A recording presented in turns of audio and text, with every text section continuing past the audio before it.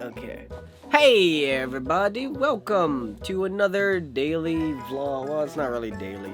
Welcome back to another vlog. How do I say this without being mean? In life, you will meet two types of people. One will be people that give you energy. Two will be people that take your energy. If you're an introvert like me, avoid the second. One thing I think that I've had to really deal with in the past couple of months has been figuring out who to keep in my life and who to kind of push away. There are people that I had to stop talking to because they mentally drain my energy to the point where I can't function and be creative the next day. Those are the type of people that you want to make sure you either limit your time to and mentally prepare yourself every time you see them, or just cut them out entirely. Now, generally, most people aren't like this, and especially if you are good friends with someone for a long time, I can understand that if they are like this, it is a difficult thing to do. But for me, what I have learned is a lot of times when I hang out with certain types of people, I feel like I am losing energy, and by losing that energy, it hinders me in being creative and productive for the rest of the day, and in some cases, the very next day, I can't do anything. These people, I would like to call energy vampires. They need other people's attention so that they can feel better about their day and they can do the things that they need to do. They are the types of people that will complain a lot about their life to you and keep you up at 2 in the morning, or just make you late to things because they need somebody to talk to. These are the energy vampires of the world that will take what you have in order for themselves to be productive. How do I know?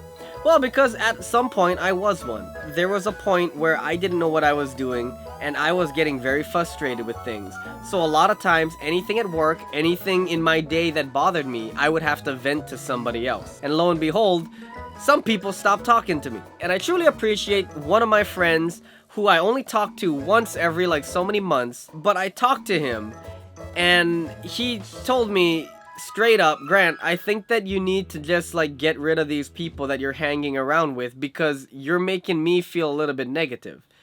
And once he said that, I started piecing together all the different things as to why I was feeling this way, and I started realizing why so many people just stopped talking to me. And it's because I had become an energy vampire. I had been the one who always complains about something because things aren't going my way. And complaining is never a good thing to do. I mean, no matter what happens in your day, it's probably best not to complain about it.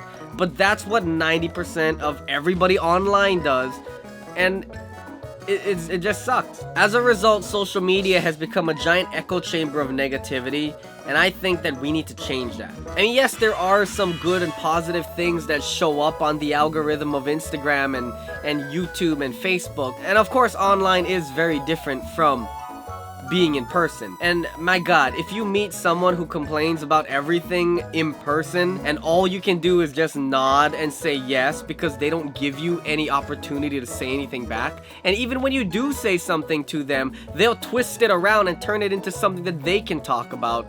These are energy vampires, okay? The only way for an energy vampire to get out of your life is if you either cut them off at the kneecaps or introduce them to another energy vampire and have them butting heads all the time. That being said, they're not bad people. You can often try to change them, but trying to fix somebody isn't really going to work unless they realize it themselves. Fortunately, I was self-aware due to what my friend said to me, and I had an inkling in my head that I was becoming a negative person, but it's just that once you fall into the habit of complaining, it becomes very difficult to break out of it. So how do you stop being an energy vampire? Well, one, I started reading a lot of positive books.